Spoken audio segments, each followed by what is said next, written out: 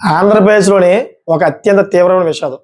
నిజంగా ఈ విషాదం గురించి చెప్పిన తర్వాత మీరు నిజంగా కన్నీటి పరమాన్నమవుతారన్నమాట. ఎందుకంటే ఒక కుటుంబం మొత్తం కూడాను చనిపోయారు నిజంగా. వాళ్ళే వాళ్ళకి వాళ్ళే చనిపోయారు. ఎందుకంటే వాళ్ళు ఒక సూసైడ్ లెటర్ కూడా రాశారు. దాంట్లో కొన్ని కీలకమైన విషయాలు కూడా రాశారన్నమాట.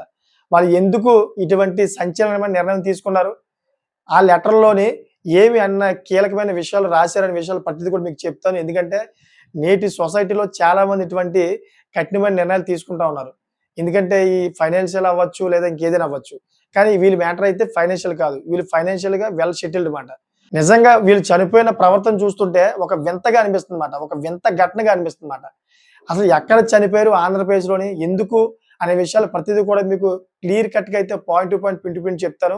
మీకు క్లారిటీ వచ్చేస్తది. ఎందుకంటే నేటి సొసైటీలో చాలామంది ఇటువంటి కఠిన నిర్ణయాలు తీసుకుంటా ఉన్నారు. అటువంటి డిప్రెషన్‌లో ఉంటే గనక మీరు కూడా బయటపడే అవకాశం ఉంటది. అందుకనే ఏదైతే వార్త ఉందో ఈ వార్త మీ ముందుకు తీసుకొస్తా ఉన్నాను. చాలామంది అయితే డిప్రెషన్‌లో ఉన్నారు. కొన్ని కొన్ని పరిస్థితుల్లోని. అయన్నీ కూడా ఏ విధంగా మీరు దూరంగా ఉండాలి ఆటిల నుంచి. ఇటువంటి కఠిన నిర్ణయాలు తీసుకోకుండా ఏ విధంగా మనం చాకచక్యంగా బయటపడాలనే విషయాలు ప్రతిది కూడా point to point, pin to pin చెప్తాను మీకు. మీకొక అవగాహన వచ్చేస్తదన్నమాట. అసలు ఏం జరిగిందంటే ఒక టీచర్ మాట ఆయన. టీచర్, భార్య, కొడుకు. నిజంగా ముగ్గురు కూడా చక్కటి ఫ్యామిలీ.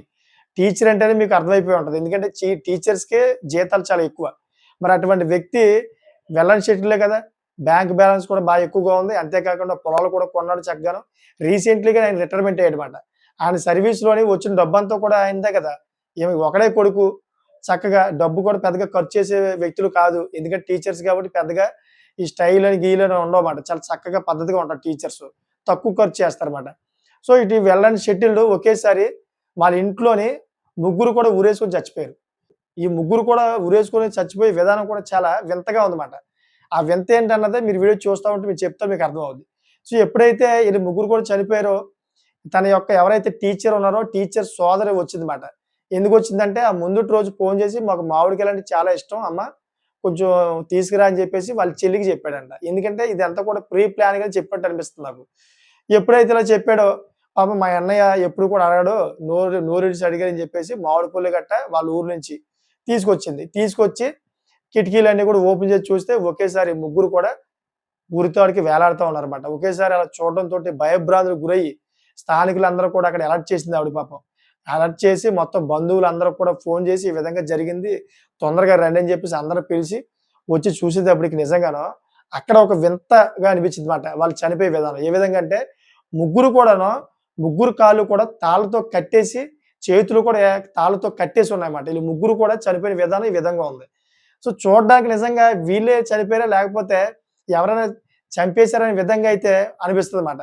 కానీ యాక్చువల్ చూసుకుంటే వాళ్ళు సూసైడ్ లెటర్ కూడా రాసారు కాబట్టి వాళ్ళే చనిపోయారన్నమాట.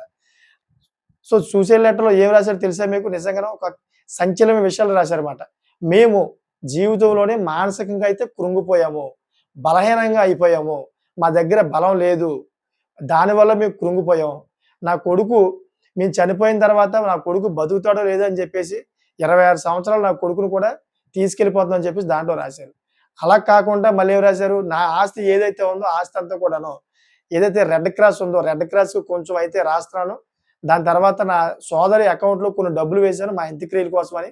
మిగతా డబ్బంతా కూడా ఎవరెవరికి కావాలో అందరికి కూడా సెటిల్ చేశానని చెప్పేసి దాంట్లో రాశాడన్నమాట క్లియర్ కట్‌గా. సో, వీళ్ళు చనిపోవడానికి కూడా ఒక ప్రధానమైన కారణం ఉంది. సో, ఈ చనిపోవడానికి ప్రధానమైన కారణం చెప్తే 100% మీరు షాక్ గురవుతారన్నమాట. ఎందుకంటే తన కొడుకు ఎవరైతే ఉన్నారో తన కొడుకు రీసెంట్‌లీగా అయితే బీటెక్ కంప్లీట్ చేశాడు. కంప్లీట్ చేస్తే తిరుపతి ఏదైతే ఉందో తిరుపతి ఏరియాలోని కంపెనీలోని అతనికి జాబ్ వచ్చిందన్నమాట. సో, జాబ్ వస్తే సర్వసాధారణంగా అయితే చక్కగా తల్లిదండ్రులు ఏమనుకుంటారు? కొడుక్కి మంచి ఉద్యోగం వచ్చింది. వెళ్ళని షెడ్యూల్ ఇంకేం కావాలని చెప్పేసి అనుకుంటారు కదా! తన కాళ్ళ మీద తను నిలబడతాడు అనుకుంటారు కదా! ఇక్కడే ఒక ట్విస్ట్ ఉందన్నమాట. ఎప్పుడైతే తన కొడుకు ఉద్యోగానికెళ్ళాడో అక్కడ కనీసం 2 నెలలు, 3 నెలలు అయిపోయినా గాని తన కొడుక్కి జీతం ఇవ్వట్లేదన్నమాట ఆ కంపెనీ వాళ్ళు. సో, ఎప్పుడైతే ఇలా జీతం ఇవ్వకపోయేటప్పటికి ఆ కంపెనీ వాళ్ళకి ఫోను చేశాడు. "సార్ ఏంటి సార్ మా అబ్బాయి కనీసం ఒక 2, 3 నెలల నుంచి మీ దగ్గర జాబ్ చేస్తున్నాడు. మీరు జీతం ఇవ్వట్లేదు ఏంటి సార్" అడిగితే, "మీ యొక్క మీ కొడుకు యొక్క పనితీరు చాలా వరస్ట్‌గా ఉంది. మీ కొడుక్కి ఏమి రాదు. చాలా మొద్దతను. మీరు అర్జెంట్‌గా వచ్చి అతని ఒరిజినల్ సర్టిఫికేట్‌లు అదేవిధంగా మీ కొడుకుని తీసుకెళ్ళిపోండి" అని చెప్పేసి చాలా అవమానకరంగా అయితే మాట్లాడి, అక్కడికెళ్ళిన తర్వాత కూడా చాలా అవమానకరంగా అయితే తిట్టి పంపించారంట ఆ కంపెనీ వాళ్ళు. సో, దాన్నే మనసులో పెట్టుకొని పాపం అవమానంగా ఫీల్ అయ్యి మేము బలహీనంగా అయిపోయాం. మా కొడుకైతే చాలా అమాయకుడు. మా అమాయకమైన కొడుకు బతకలేడేమో అని చెప్పేసి ఇటువంటి నిర్ణయం తీసుకున్నాను అని చెప్పి సూసైడ్ నోట్‌లో రాసారన్నమాట. సో, ఇక్కడ ఇంకో ట్విస్ట్ ఉందన్నమాట. ఎవరైతే ఈ కొడుకు ఉన్నాడో ఈ కొడుకు గురించే వీళ్ళందరూ కూడా చనిపోయారు కదా! సో, ఈ కొడుకును కూడాను వాళ్ళు దత్తత తీసుకున్నారు. వాళ్ళకి పిల్లలు లేరు పాపం.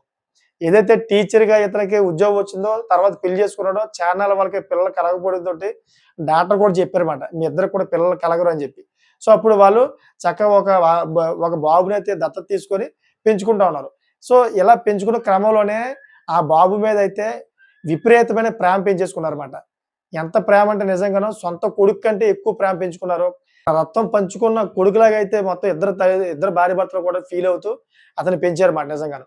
సో, అటువంటి వ్యక్తి మీద ప్రేమతోటే ఈడు ముగ్గురు చనిపోయారన్నమాట. ఎందుకంటే అమాయకమైన కొడుకు మేము చనిపోతే గనక ఈడు బతకలేడని చెప్పేసి వాడిని కూడా చంపేసి అంటే అతను కూడా ఉరివేసి టీచర్ ఎవరైతే ఉన్నారో వీళ్ళిద్దరూ కూడా ఉరివేసుకొని చనిపోయారు. నిజంగా చాలా బాధాకరమైన విషయం. ఇదంతా ఎక్కడ జరిగిందంటే నెల్లూరులో జరిగింది. నెల్లూరులో ఈ విషాదం అంతా జరిగింది. నిజంగా మన ఆంధ్రప్రదేశ్ వ్యాప్తంగా అయితే ఇది తీవ్ర చర్చనీయాంశమైందన్నమాట. ఎందుకంటే నేటి సొసైటీలోని కుటుంబాలు చాలా మంది ఇటువంటి పనులు చేస్తా ఉన్నారు. రీసెంట్‌గా చూసుకుంటే హైదరాబాద్‌లో కూడా ఒక కుటుంబం మంచి రెస్టారెంట్‌గా నడిపిస్తా ఉంది. వాళ్ళ ఫోటోలు కూడా చూసాను. చక్కగా వాళ్ళు బంగారం గట్ట వేసుకున్నారు. అతనికి కూడా ఒక కొడుకు. చక్కగా ముగ్గురే ఉన్నారన్నమాట. సో, ఇటువంటి ఫ్యామిలీ ఒకేసారి సడెన్‌గా ముగ్గురు కూడా ఆత్మహత్య చేసుకున్నారన్నమాట. చనిపోయి. అందరూ కూడా చూసి షాక్ గురయ్యారు. ఇదేంటిది చక్కగా వెళ్ళని ఫ్యామిలీ కదా! చక్కగా తిరుగుతా ఉన్నారు. బంగారం కూడా వేసుకుంటా ఉన్నారు. పిల్లోడు కూడా చక్కగా చదువుకుంటా ఉన్నాడు. సడెన్‌గా చనిపోవడం ఏంట్రా బాబు అని చెప్పేసి అందరూ షాక్ గురయ్యారన్నమాట. ఎప్పుడైతే పోలీసులు ఎంక్వైరీ చేశారో సంచలన విషయాలైతే బయటపడ్డాయి. ఏదైతే రెస్టారెంట్ ఉందో ఈ రెస్టారెంట్ మీద అయితే విపరీతమైన అప్పులు చేశాడంట. దగ్గర దగ్గర ₹1,00,00,000 పైన అప్పులు చేశాడంట. ఈ అప్పులు పెరిగిపోయేటప్పటికి పాపం ఆ అప్పులన్నీ కూడా తీర్చలేని పరిస్థితి. అదేవిధంగా అప్పులు ఎవరైతే ఇచ్చారో వాళ్ళందరూ కూడా అతన్ని అడగడం ఇదంతా కూడా తీవ్రమైన ఒత్తిడికి గురయ్యాడన్నమాట. ఎప్పుడైతే ఇలా ఒత్తిడికి గురయ్యాడో ఇంకా నేను ఈ అన్ని అప్పులు కూడా నేను తీర్చలేను. ఒకవేళ నేను చనిపోతే గనక నా కొడుకు కూడా తీర్చలేడు. వాడిని కూడా ఇలాగ పీకి తినేస్తారు. అతను కూడా డిప్రెషన్‌కెళ్ళిపోతాడని భయంతోటి మొత్తం భార్య, భర్త అదేవిధంగా కొడుకు కూడా ముగ్గురు కూడా డిస్కస్ చేసుకొని ఒకేసారి చనిపోయారు హైదరాబాద్‌లో. నిజంగా చాలా బాధాకరమైన విషయం నిజంగాను. ఎందుకంటే ఆళ్ళ ఫోటోలు చూసాను. ఎంత అందంగా ఉన్నారంటే ముగ్గురు కూడాను. వెల్ అండ్ సెటిల్డ్ ఫ్యామిలీలాగా కనిపిస్తా ఉన్నారన్నమాట. అంత హుందాగా కనిపిస్తున్నారు. ఓన్లీ ఫైనాన్షియల్ ప్రాబ్లమ్‌గానే చనిపోయారు వాళ్ళు. ఎక్కడ చూసుకుంటే ఫైనాన్షియల్ ప్రాబ్లమ్ కాదు.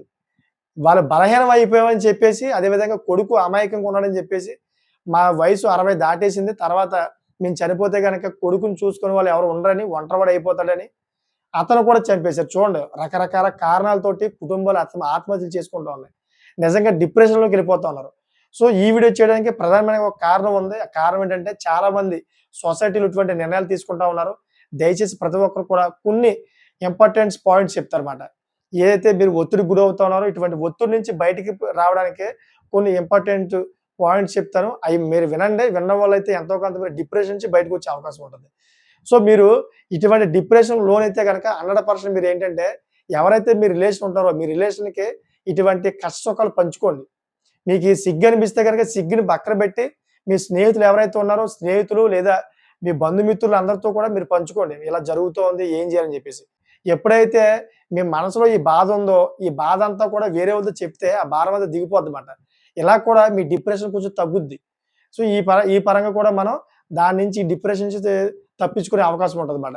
సో, రెండో పాయింట్ ఏంటంటే ఏదైతే కొంతమంది ఈ ఫైనాన్షియల్‌గా ఒత్తిడికి గురవుతూ ఉంటారో చాలామంది మేము ఇచ్చిన అప్పు ఇంకా తీర్చలేదు అని చెప్పేసి ఒత్తిడికి గురి చేస్తూ ఉంటారు. ఇటువంటి క్రమంలో మీరేం చేయాలంటే ఎవరైతే మీరు అప్పు ఇచ్చారో వాళ్ళకి క్లియర్ కట్‌గా చెప్పండి. నా పరిస్థితి ఏం బాలేదు. నేనైతే ఏమి ఇవ్వలేను. దయచేసి నన్ను ఒత్తిడికి గురి చేయొద్దు. నా దగ్గర డబ్బులున్నప్పుడు మీకు ఇచ్చేస్తాను. ఇంక మీరు ఫోను చేయొద్దని చెప్పేసి క్లియర్ కట్‌గా చెప్పండి వాళ్ళకి. ఎందుకంటే మీ పరిస్థితి బాలేదు కాబట్టి. సో, ఇలా చెప్పడంతో ఏంటంటే వాళ్ళు కూడా ఫోన్ కాల్స్ తగ్గిస్తా ఉంటారు. మీకు ఎంతో కొంత డిప్రెషన్ నుంచి బయటపడతారన్నమాట. సో, మీరేం చేయాలంటే అటువంటి పరిస్థితుల్లోని ఏదైతే వ్యాపారం ఉందో వ్యాపారం మీద పూర్తిగా అయితే మీరు అవగాహన పెట్టాలి. అంతేకాకుండా ఇంకా అప్పులు చేయడం మానేసి అప్పులు చేయడం తగ్గించాలన్నమాట. ఏదైతే మీ ఆస్తులు ఏవైతే ఉన్నాయో ప్రెజెంట్ సిట్యుయేషన్‌లో మీకు ఉన్నటువంటి ఆస్తులు ఏవైతే ఉన్నాయో అన్నీ కూడా కొంచెం ఎంతో కొంత దూర ప్రాంతం ఆస్తులు గట్టా ఉంటే గనుక అన్నీ అమ్మేసుకొని ఏదైతే అప్పులున్నాయో అప్పులు తీర్చేసుకోవాలన్నమాట. ఎందుకంటే మీరు బ్రతుకుంటే మళ్ళీ ఆస్తులు మళ్ళీ సంపాదించొచ్చు. అంతేగాని మీరు చనిపోవడం వల్ల ఈ ఆస్తులన్నీ కూడా తర్వాత అమ్ముకొని వాళ్ళు ఎలా అయితే అప్పులు ఇచ్చిన వాళ్ళందరూ కూడా తీసేసుకుంటారు. ఎందుకంటే మీరు చనిపోవడం వల్ల ఏ ఉపయోగం లేదు కదా! సో, అందుకనే ప్రతి ఒక్కరు చెబుతా ఉన్నాను. చాలా మంది ఇటువంటి డిప్రెషన్‌లోకి వెళ్ళిపోతా ఉన్నారు. ఇటువంటి డిప్రెషన్‌లోకి వెళ్ళకండి. ఏదైతే ఫైనాన్షియల్ ఉందో ఫైనాన్షియల్ మ్యాటర్ పెద్ద ప్రాబ్లమ్ ఏం కాదు. చాలా మంది దాని నుంచి బయట పడొచ్చు. డిప్రెషన్‌లోకి వెళ్ళకంటే మీరు దూరంగా ఆలోచించి, మీరు అప్పులు కట్టి చేయకుండా, అదేవిధంగా ఇటువంటి మానసికంగా లోన్ అవ్వకుండా ఉంటే గనక దాని నుంచి బయటపడే అవకాశం ఉంటదన్నమాట. లేని పక్షంలోని ఇటువంటి ప్రమాదాలు జరుగుతా ఉంటాయి. దయచేసి ఏదైతే 2 పాయింట్లు చెప్పానో ఈ 2 పాయింట్లు కూడా మీరు గమనించండి. 100% మీరు డిప్రెషన్ నుంచి బయటకొస్తారన్నమాట. సో చూసారు కదా! ఇటువంటి లేటెస్ట్ ఇన్ఫర్మేషన్ ఎప్పటికప్పుడు మీకు తీసుకొస్తా ఉంటాను. దయచేసి నా ఛానెల్ ఎప్పటికప్పుడు మీరు సబ్స్క్రైబ్ చేసుకోవడానికి కోరుకుంటానన్నమాట. Thank for watching friends.